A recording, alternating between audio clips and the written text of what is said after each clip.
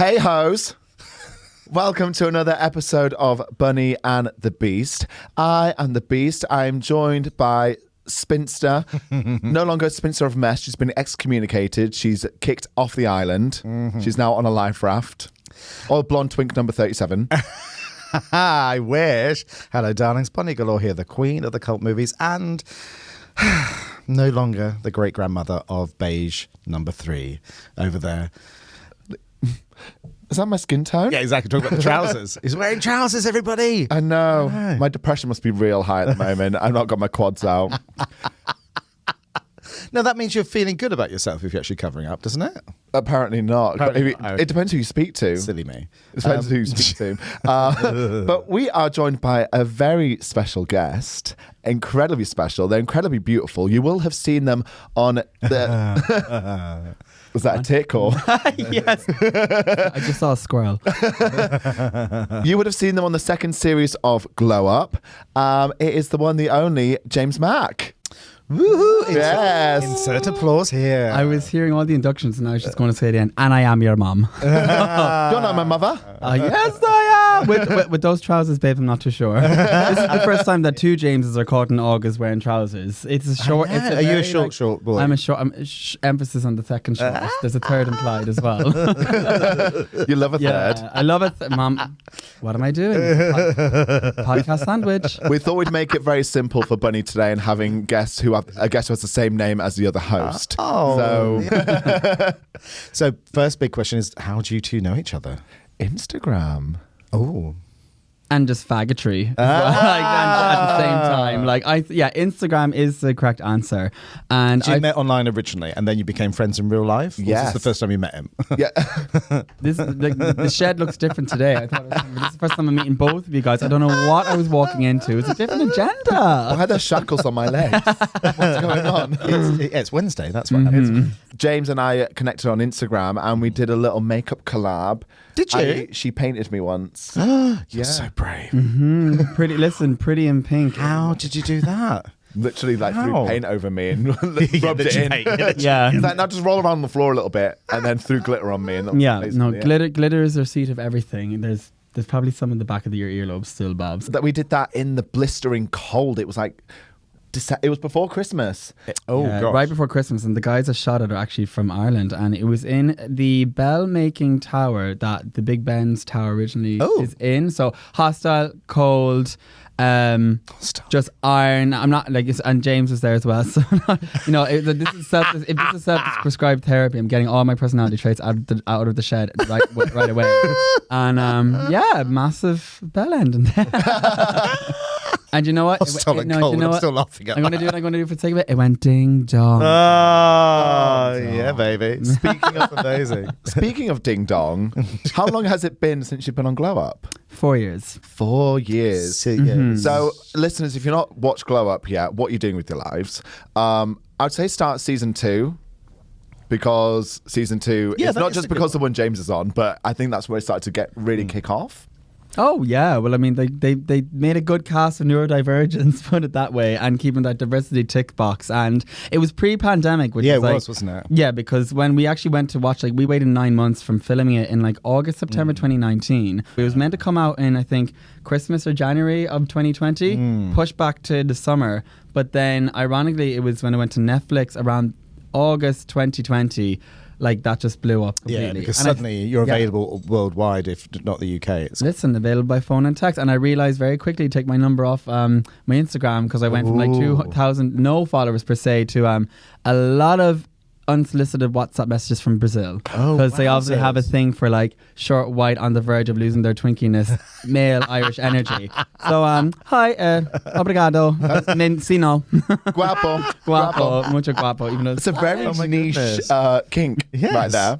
For Brazil, listen, I called it County Brazil. I felt like half of them are living in my house. It's almost kind of almost like a saving grace that it kind of happened in the pandemic, because then you weren't thrust into the craziness of mobs or the public going crazy, but more so you had the idea on social media to go, oh, that's really improved dramatically.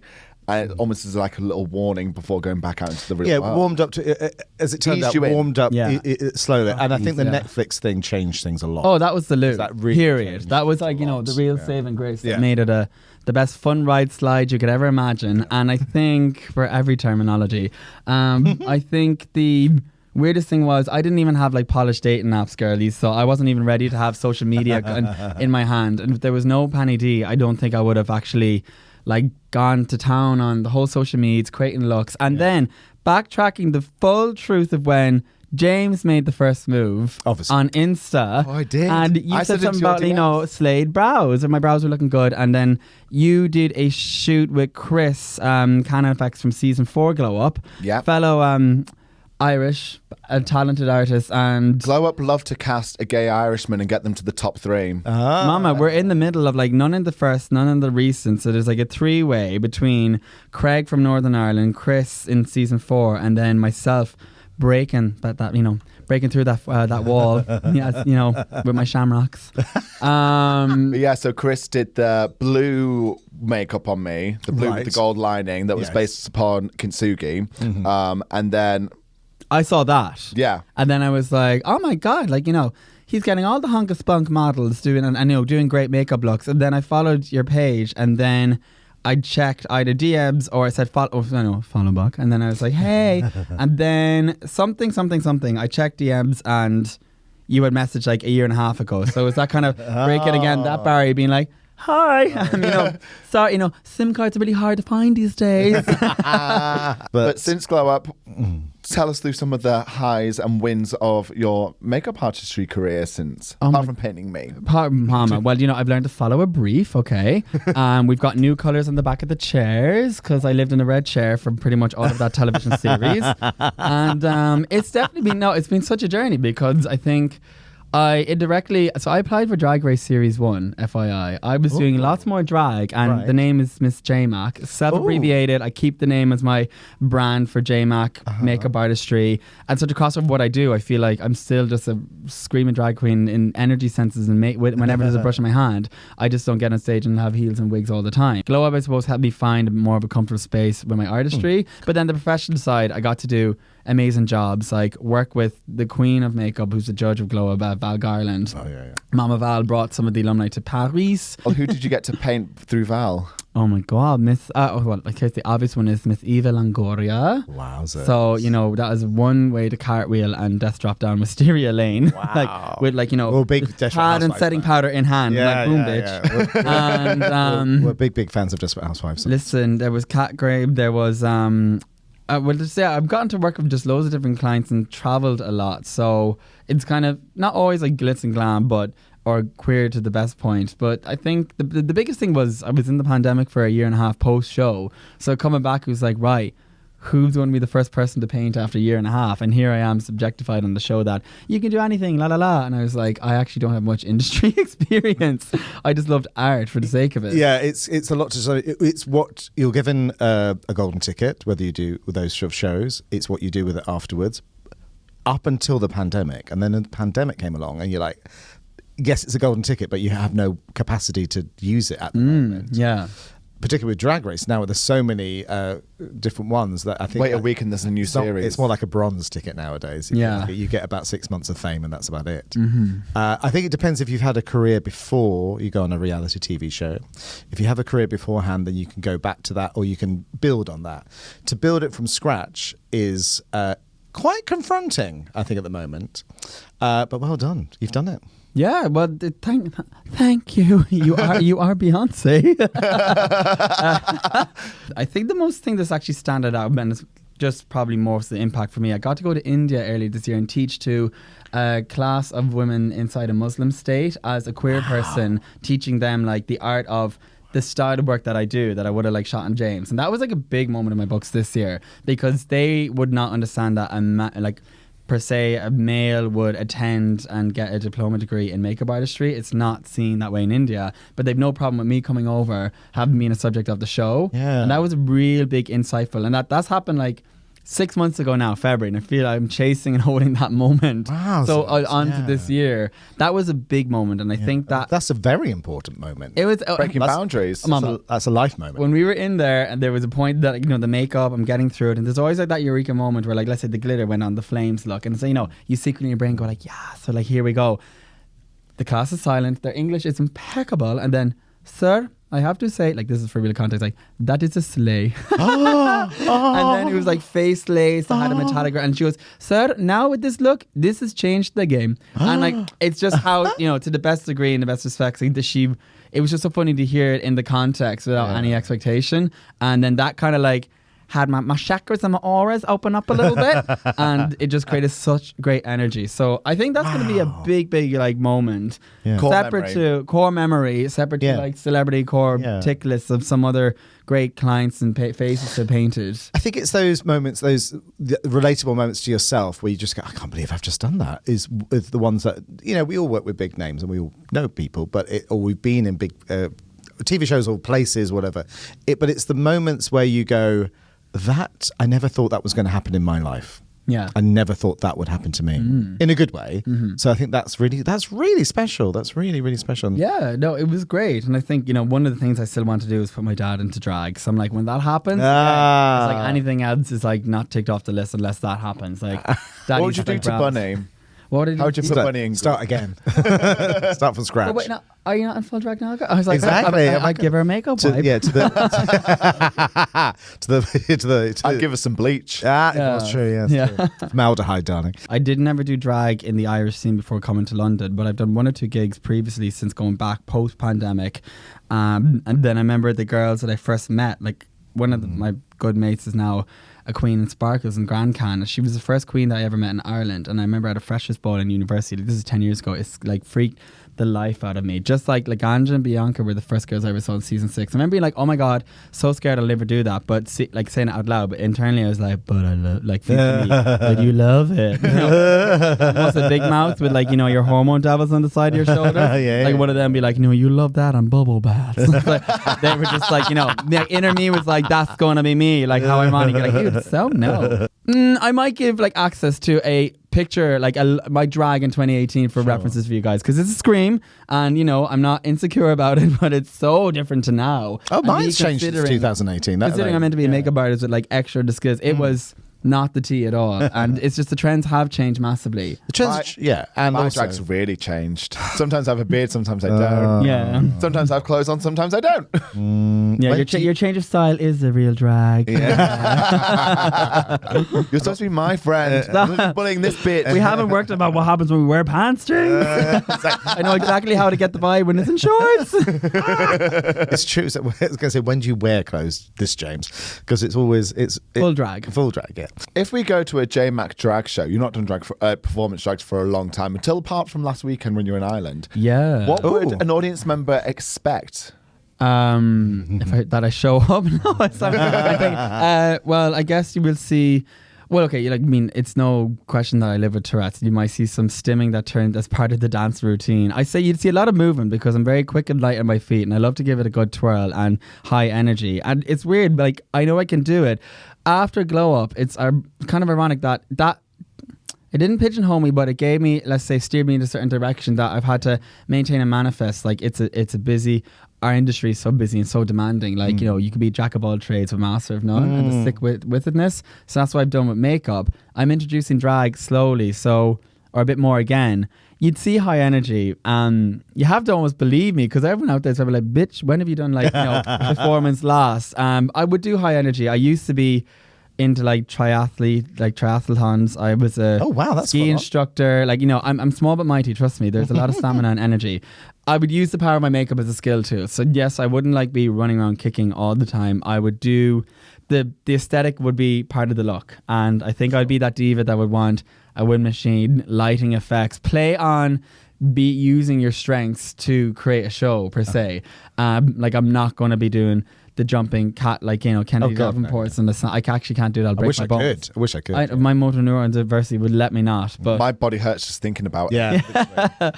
What I think is really interesting though representation of neurodivergency in television, because as you said earlier, you have Tourette's, and I think most people our age, our only first initial reference of someone on Tourette's on TV is Pete from Big Brother. Yeah, you're right. I think normally that's quite brave, because I think there's TV people would be a bit nervous about something that's unpredictable. So I think that's probably why they would be a bit nervous about it normally. But then to do it on Big Brother, where it's in those days it was live streamy as well as being the edited show, is I was like, well, that's great, that's fantastic, go for it, just do it. I don't see why it's a problem, but I can understand why some execs would be a little bit nervous. But it's interesting the way that your Tourette's manifests itself in different ways, because there are different ways of it, different forms of Tourette's, aren't there?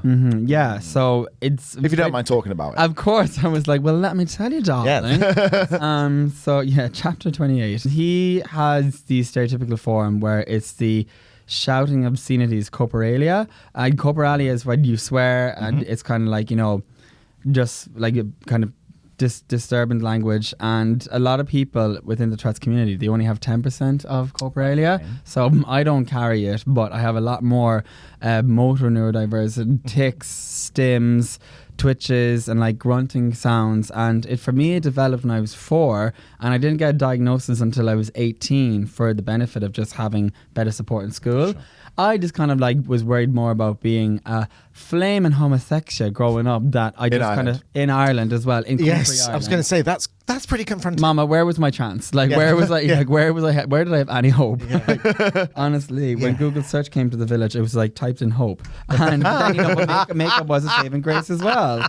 Yeah, and she's like, she's doing brunch, she's busy. But I. Do you think that's why the makeup became a focus? Because when I do, because it's controllable. When I do makeup, like everything is like an ebb and flow. There's like it's almost like a vibration, and it's a sensory stimulant that when I'm creating makeup, I don't have time to think. It's like I'm bored, but easily such a co-occurring thing of Tourette's is ADHD. You're not bored, you just can't focus, baby. Right, okay. And then when I'm not doing something hyper creative, it's like I'm not stimulated. I'm not. It's not. I don't feel like I'm being served a purpose or entertained. Sure. So then I found makeup, and like all of a sudden hours would go by. I love the pandemic because that 14 months was like the fastest, kind of most fun time in my life, because I was just able to go hours on end and create crazy looks. I think in this day and age, like with London and a busy like industry and city, I don't have that time. There's bills to pay. So I've seen how my trend and styles has changed, and I adapted into whatever work I'm going to do. But yeah, Glow Up was the first time that I would have seen myself, even on camera, when the post-production show came out, talking ever about my tics and Tourette's. And again, we highlighted it was 4 years ago. Only recently I've started speaking about it on a series I do on socials called Tourette's Tuesday. And that's like taken nearly to 30 years age to start to actually really understand and address it. Sure. And with the media, obviously Lewis Capaldi is a big feature recently. It takes years to understand, and I still don't even think I'm getting a grasp. Yeah. I don't have it purely. It's so hard to always explain, I feel, and some people could have better diction still, because I'm learning from some others within the industry that are professionally, like, have studied it and also might live with it. It's so hard to really best explain it to someone unless you have it. Yeah. Because you can give the best imagination without really fully obtaining it. I think just talking about it is a good idea, because I think people's preconceptions of it is probably the more extreme version, and therefore they only see that. I remember my mother saying about she had a school friend whose mother had it, and that was you can imagine probably at that point we're talking probably the 40s 50s, I guess, and the social stigma was quite high with it, and she, this friend of hers was very embarrassed by her mother having it, and because that wouldn't have been on TV back then, so even you just doing TV itself, and representation is very, very, very, very important. Something, baby, when I went for that application or applied and the audition rounds, I say those producers were like salivating at the keyboards, being like, go on with your story, like Tourette, neurodivergent tic in the door, aside from actually having a fair shot and loving art and making it work talented and being talented and being having a lovely personality and being talented. Maybe it should be called Talented Tourette's Tuesdays. It's a triple threat. Yeah. Listen, with my sisters and my girlfriends, we've learned to like have so much more humor with it the more I'm actually talking about it. Like, you know, to the moon. It just takes an extra little stimulation to get around there, but I will get there eventually. And my fella as well, we've created another drag name if J-Mac wants to take a break, to call myself Betty Touretti. That's really good. Listen, her superpower is the Twitch bitch. Yeah. So that's what you'll see on stage. You just see Betty Touretti. Yeah. That's great. Run with that. That's a great It's like, idea. honey, am I stimming or am I not? Yeah, I'm absolutely stimming. Absolutely stimming. I'm absolutely gorgeous right now. This is absolutely stimming stunning.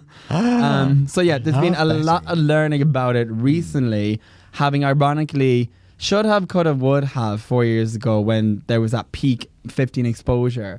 I should have started this series, but I was just going in blind to so much getting used to the exposure of the show. I didn't even know I wanted to be a makeup artist. I did glow up because I loved art, and I didn't have much industry experience. So these last 4 years have been a whirlwind to also get it right. Be in the mood during the pandemic. I feel like I did start one thing in late 2020, but the second lockdown happened. So that I don't know, I used that time to my advantage. I should have done a lot more. I did a lot of guest spots on podcasts, but I probably should have started my own back then. But you didn't want to do it at the time, so you can. I don't think you can have any regrets for something you didn't want to do at the time. Yeah. I'm not saying I don't make loads of mistakes, but I have no regrets in my life or career because I wanted to do that at that moment. Yeah. And that's what happened. You can't regret that. But I'm not saying I get it right every time. Look, we're friends with James for starters. That's obviously a terrible mistake. That's a blessing. I'm teasing. Listen, I was trying to put blue in his body. It just naturally turned pink. It was just like the gay radiated out. You know. We learn. A bit like holy water, it just like it runs off. It burns. Yeah, I'm melting.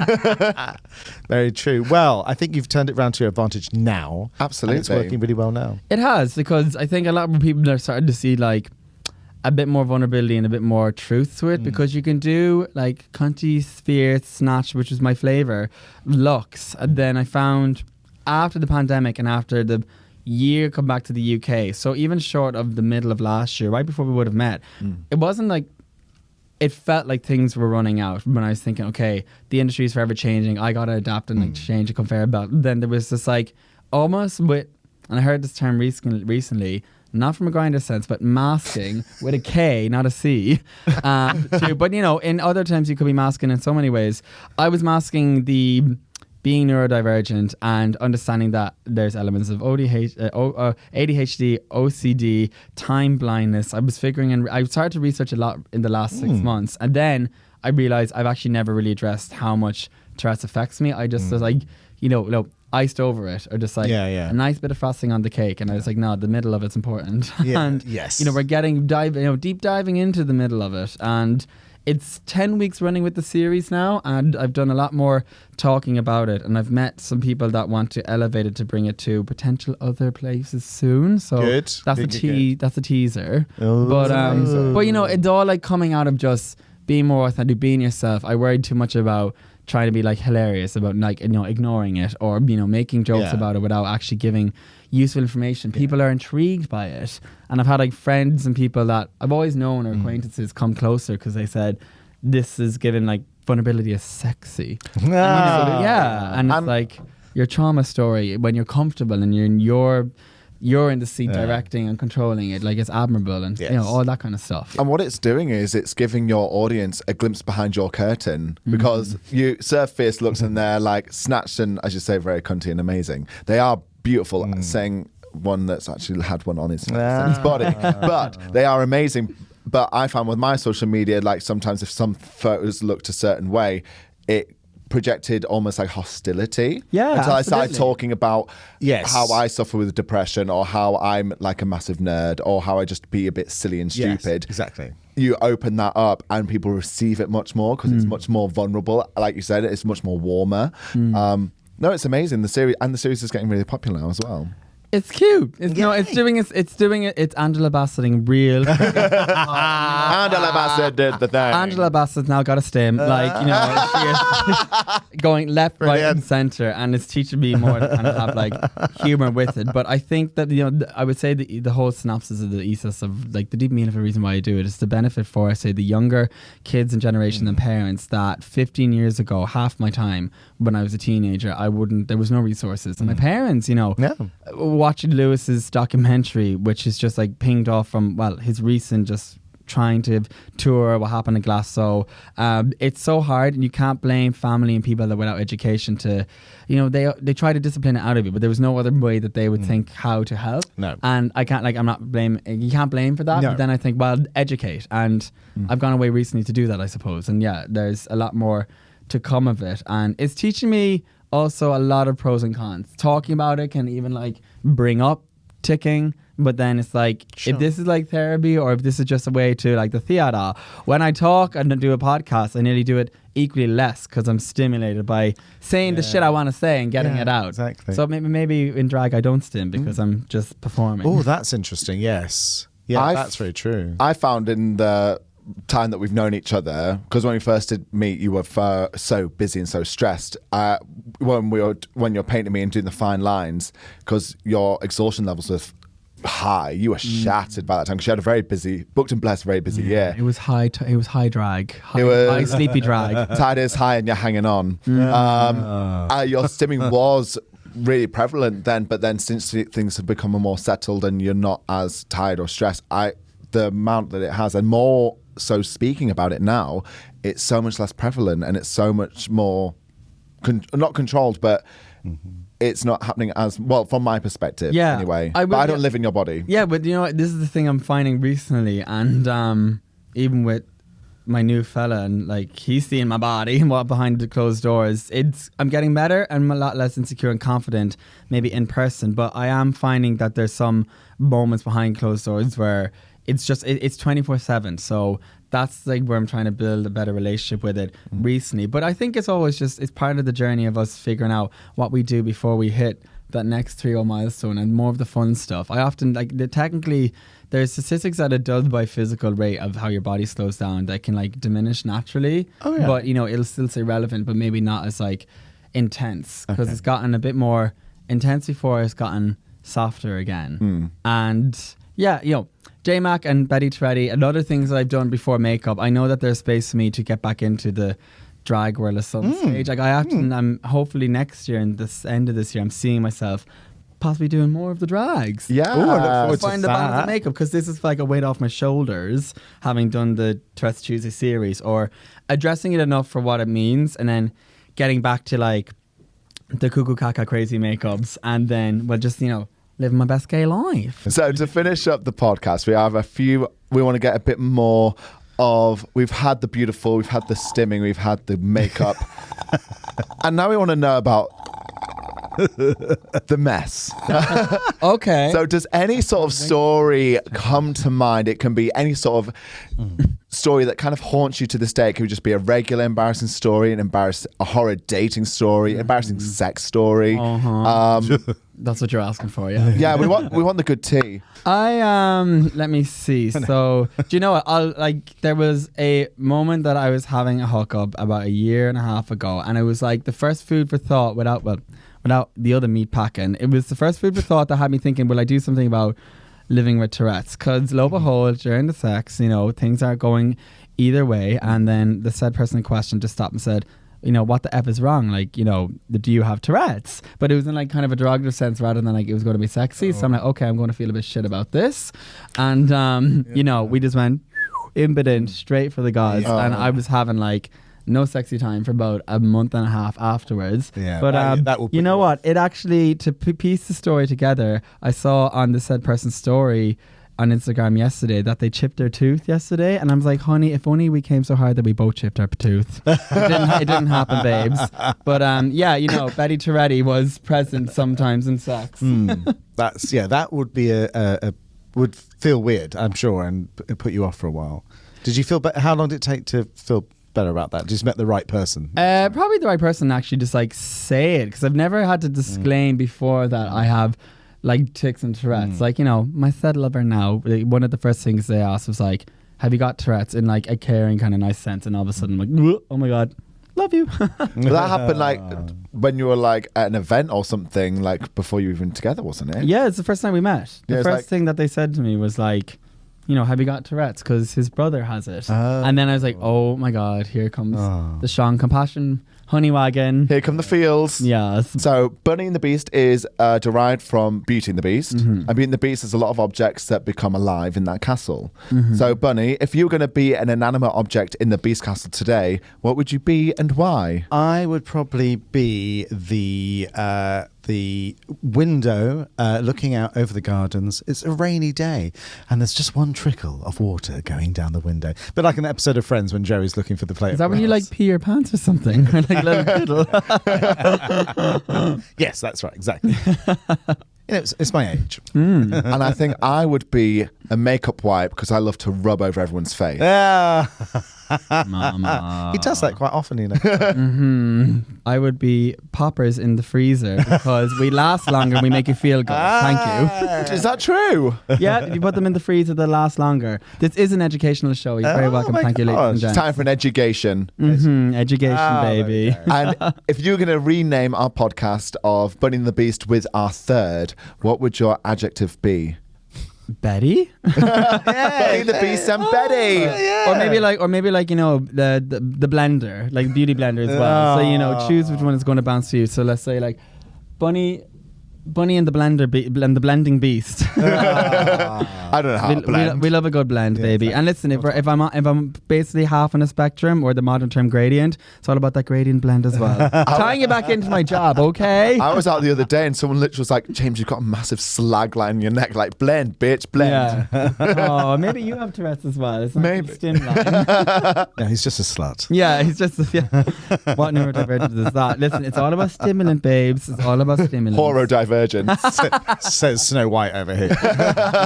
Oh, white over there. honey. And on that note, I think it's time we draw this episode to a close. I think it is. But so, thank you so much, J-Mac, for coming on Bunny and the Beast. It's been absolutely lovely having you here and telling your stories. Thank you so much for having me, girlie. Absolutely. Pleasure. Welcome back anytime. Absolutely. Gorgeous time. This Thank is you. the way you say now, I've got a cousin that needs no makeup done. Can you do it for a free wedding now? Thank you so much for the podcast. Flashcards come out. Triggered. Yeah, right. No, but you can paint me Tuesday, right? You can paint me next week. Yeah, okay. You can do all that? Okay. Sorted. You can make me look pretty. So, listeners, if you do have any follow-up questions for J-Mac, we'll happily send them on to his Instagram. Where can we follow you? You can follow me at jmac_MUA on Instagram and TikTok. And there is a website. It's linked to my page, but mainly on the Instagram, the gram and the talk. The gram and the ticky-tocky, the gram and the stim. The tick-tock. Yes, you can see the Tourette's Tuesday series on Instagram, and I'm trying to, shed it out into TikTok and like YouTube Shorts, but mainly the gram is where it's at. Yeah. The gram. You can do longer videos, can't you, on Instagram? Yeah, And exactly. TikTok's That's why. Is it only 3 minutes? Mama, like people with Betty Treddy don't get there on time. No, She I needs know. more time, okay? Exactly, yeah. And on that note, from myself, the Beast, and And from Bunny Galore, we'll see you next time.